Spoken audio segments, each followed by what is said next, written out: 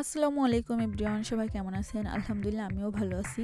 এদিকে সকাল সকাল চলে আসলাম ক্ষেত পরিষ্কার করার জন্য, যেহেতু এখন শীতের সিজন শেষ, এর জন্য এখন গাছ লাগাবো। যে ক্ষেতে অনেক আগাছা গাছ হয়েছে, এগুলো মানে কোনো কাজের না, আর এগুলো এমনি এমনি হয়ে গেছে, এগুলো কোনো চাষ করতে হয় না, মাটি থেকে এগুলো বের হয়। তো এগুলো এখন পরিষ্কার করার জন্য আমি আমার এক কলিগকেও নিয়ে নিয়েছি। ওর নাকি মাটি ছানতে খুব ভালো লাগে, তাই ও আমার সাথে আসছে। তো দুজন মিলে এই যে ক্ষেতগুলো পরিষ্কার করতেছি।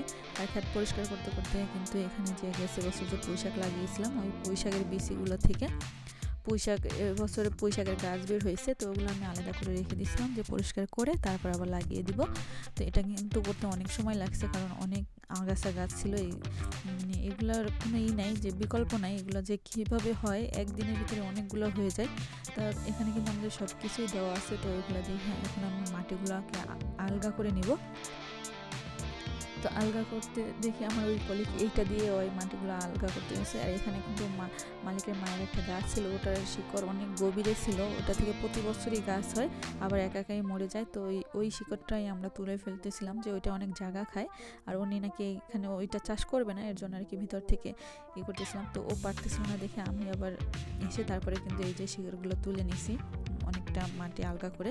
আর এখন এগুলোই বাছতেছি মাটি, এই যে বাসা হয়ে গেছে। আর এখানে আমি অল্প গাছ আনছিলাম, যে দেখি আগে কি হয়। আর বাংলাদেশ থেকে আমার লাল শাকের বিচি পাঠাবে আম্মু, এর জন্য আর কি অল্প গাছ লাগিয়ে জায়গা রেখে দিছি। তারপর বাসায় এসে কিন্তু আমি রান্না করে নিছি। এখানে কিন্তু আমি সব ভিডিও করতে পারি না, কারণ এখানে অনেক মানুষ থাকে, এর জন্য আমি চাই না যে কেউ বলুক যে ভিডিওতে কারো কোনো সমস্যা হইতেছে বা কারো কেউ আসুক।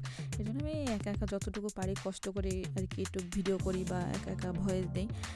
এই তো এখানে কিন্তু অনেক পদেরই রান্না করছি, আর বেশিরভাগ আজকে মাছের মাথারই সবজি হয়েছে বেশি, মাছের ডিম, মাছের মাথা, তারপরে এই যে বাঁধাকপি ভাজি, পালং শাক দিয়ে মাছের মাথা। আর এগুলো হলো ধনিয়া পাতা, এই জন্য আমাকে দিয়েছে ক্ষেতের। এবার আমি চাষ করি নাই ধনিয়া পাতা, অল্প একটু জায়গায় দেখলাম যে ধনিয়া পাতা হয়ে গেছে, আমি বাংলাদেশ থেকে এসে ওটা লাগিয়ে দিয়েছিলাম। আর এই যে আমার ভাত রান্না করা শেষ।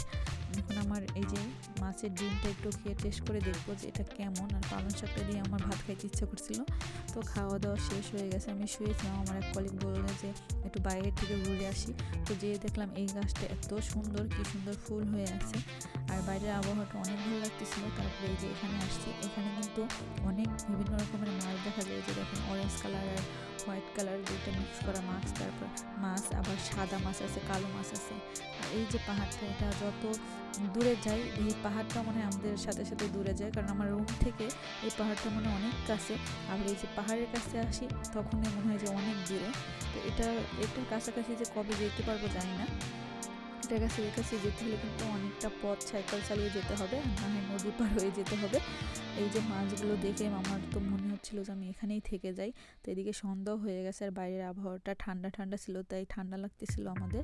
তো এখন আমরা চলে আসছি, আর এসে এখানে যে এত ভালো লাগতেছিল, ব্যাঙের আওয়াজ শুনতে পাচ্ছিলাম। আর এখানে আমরা যখন যাই তখন দেখছি যে এই ক্ষেতটা পরিষ্কার করতেছে, তো দেখলাম আবার পানি দিয়ে ভরেও দিয়ে গেছে। এই যে আমাদের বাসার কাছে ক্ষেতটা, এখানে কিন্তু ধান লাগানো হবে। এই যে এটা এখন পানি দিয়ে ভিজিয়ে রাখছে, পরবর্তীতে এটার ভিতরে ধান লাগানো হবে।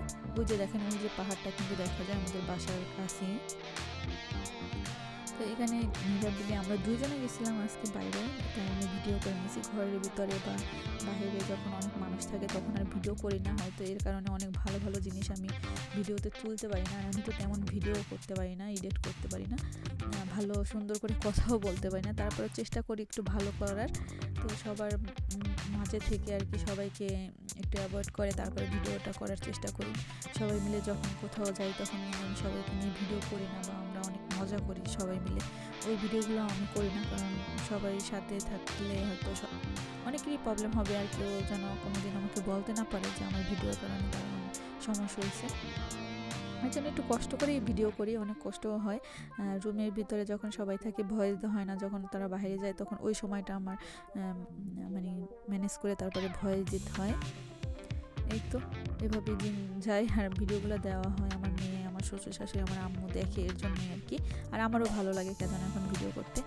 এই যে এখন একটু পানি দিয়ে নেবো, ক্ষেতটাও শুকিয়ে গেছে। আর পরবর্তীতে এখানে আমি অনেক গাছ লাগাবো, পুঁই শাক গাছ লাগাবো, আর লাল শাক লাগিয়ে দেবো। লাল শাকের বীজ নিয়ে আসলে আর তারপরে আবার যদি যাই ছুপাই তখন আবার গাছ নিয়ে আসবো, আর লাঠিও আনতে হবে আমার এরকম ঝাঁকা দেওয়ার জন্য। এখানে আমি একটা যে করলা গাছ লাগাইছি এটার জন্য আর কি ঝাঁকা দিতে হবে। তো সন্ধ্যা হয়ে গেছে, বাসায় চলে আসছি। তারপরে আমি সকালবেলা চাল ভিজিয়ে রাখছিলাম পিঠা বানানোর জন্য।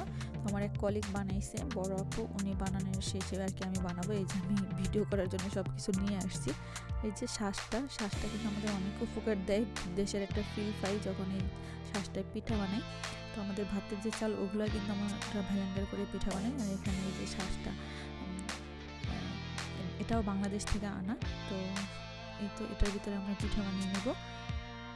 আমাকে যেন মনে হয়েছিল যে একটু পিঠা বানাই, কিন্তু পিঠা বানাইতে কিন্তু আমার অনেক ভালো লাগছে। আর এই আমার যে পিঠাগুলো ছিল আমি বাংলাদেশ থেকে নারকেল নিয়ে আসছিলাম, মানে আলাদা একটু গুঁড়ি, আমি ওটার ভিতরে আমি একটু নারকেল দিয়ে পিঠা বানাইছি। ওই পিঠাগুলো কিন্তু আরও সুন্দর ছিল। আর এই যে এটা একবার দেখছি হয়েছে, কিন্তু একটু বেশি হইতে যায়, নিচের কালার হয়ে গেছে। কালার হইলে না আমার ভালো লাগে না, তাই বারবার এটার ভিতরে তেল দিতে হবে, তেল দিয়ে একটু মুছে নিতে হবে।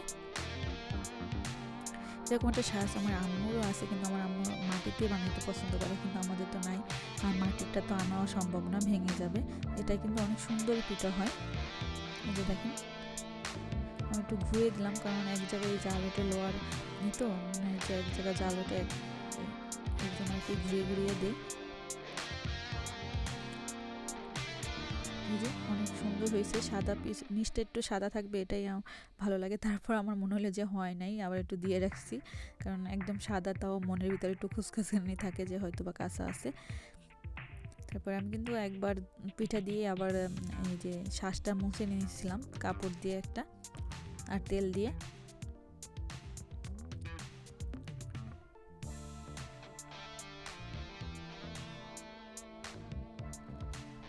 এখানে কিন্তু প্রায় 2 পট চাউলের মতো, 1 কেজি চালের মতো ভেজে নিয়েছি আমি, ভিজে নিয়েছিলাম। আর এই যে একটা দই, এটা খেতে খেতে আমার মনে হলো যে একটু দই খাই আর কি। এখানে গরম লাগতেছিল, অনেকক্ষণ ধরে চুলার কাছে আসি। 2 পট চাল ভ্যালেন্ডার করে কিন্তু অনেকগুলো পিঠাই বানাতে পারছি।